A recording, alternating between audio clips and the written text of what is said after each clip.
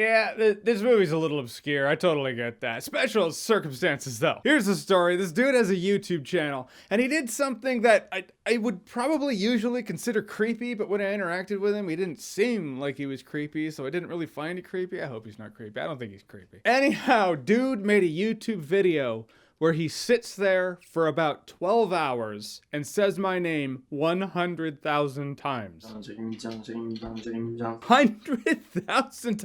So I was just like, all right, man, what do you want me to watch and review? I'll do that. Didn't know what else to do. I guess that's what I do, and I'm kind of speechless. So he picked Turbo Kid. I watched the trailer. I was like, all right, well, I'm intrigued.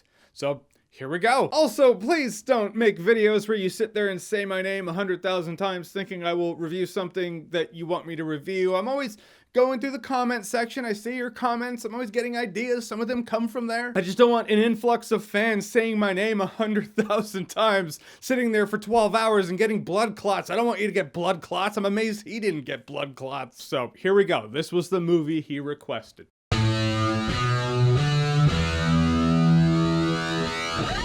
Turbo Kid. From the get-go, you can tell this movie's super low budget. It takes place in this post-apocalyptic future. I've seen people compare this to Stranger Things meets this or that. Stranger Things probably because it has a young person. They're on an adventure, but to me, it kind of felt like Zombieland with no zombies meets Mad Max. I mean, this young dude has rules that help him survive. There's the older badass who knows how to navigate this world. Also very Mad Max. So the thing it has in common with Stranger Things the most, I think, is the fact that it's throwing back to the past in an ironic pop culture kind of way. Though it wasn't made back then. It's like the year is 1997, and here are a lot of 80s throwbacks, including but not limited to the soundtrack, which actually really does work well with the movie. But you know what I mean? It has that ironic thrown back to the 80s kind of vibe, though it was made in 2015. Anyhow, it's a low budget action, super gory comedy adventure. Yeah, it's strange stuff, but there's an endearing quality to it. I mean, what the movie lacks in budget, it does make up for in imagination. When the gore happens, it's always like, whoa, it's shocking, yet still also kind of cheesy. Not even kind of, it's so over the top. It's the stylistic choice they obviously made. They're not trying to go for realistic here. But there's also long stretches of just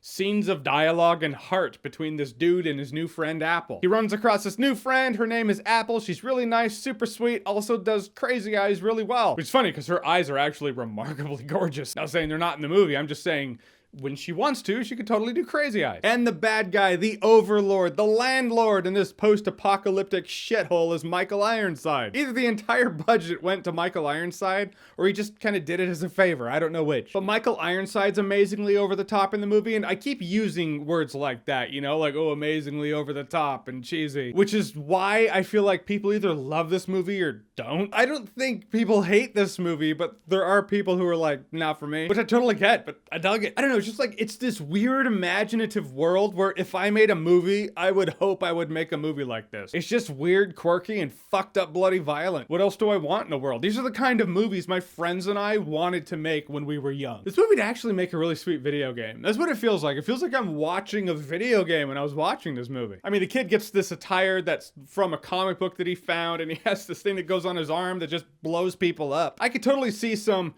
pixel-based, retro-based, modern game, some side-scroller Astro Boy type adventure. Only it's Turbo Kid. They should totally do that. The movie feels a little choppy at points. Sometimes I was like, all right, we just saw some pretty exciting, gory shit. Let's get back to it. Sometimes it drags on a little bit. I don't know if they were like, well, we're trying to have heart, man. These are character moments. Or they're like, we're trying to stretch that budget. The violence, that costs money. I don't know, but I could have gone for more of it. Which means when it goes down, you do appreciate it, there is that. But you don't want the audience to feel like they're just waiting until it happens again. I didn't always feel like that. It's a touching story between these two, but sometimes it felt like that. I suppose a lot of my complaints in the movie come from the fact that they probably didn't have the budget to push it, you know? So I have to keep that in mind. Like, I could have gone for seeing more of the world, so yeah, but we're kind of limited on locations here. But this is a movie that if you like the unconventional, quirky, weird, ridiculous, those movies that look like they're going for the pocket of cult classic, this is one of those things. It's not for everyone, sure, and what I'm gonna say next, I don't know how the filmmakers feel about it.